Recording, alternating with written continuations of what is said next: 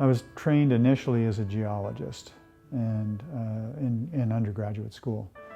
And I did work for a brief time as a geologist when I was in graduate school, and I mapped coal in Montana and Wyoming. That was my job.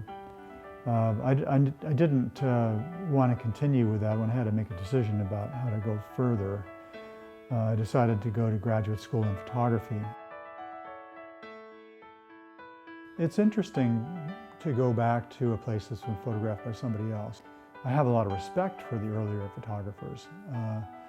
And in many cases, the processes that they used, which were difficult, to do, where we've been pushing the concept of going back to the same location again, but not simply repeating the photograph, but now thinking about answering the photograph or responding to the photograph. So our work today still depends upon finding that one spot where the picture was taken, but then we might do something different with it. We might create a panorama from the scene and embed the earlier image into this bigger panorama.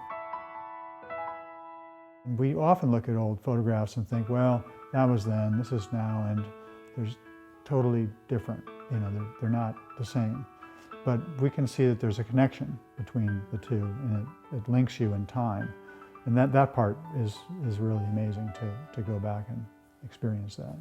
You might think that working with historic photographs is sort of retro, that we're going back to the history here. But I think it's quite the opposite. I think it's very subversive, because when you work with historical images, you're challenging how somebody sees history. If you challenge how history is seen, then you're rethinking the present and maybe the future. That's a real way to change people's opinions about where they are and where they've been.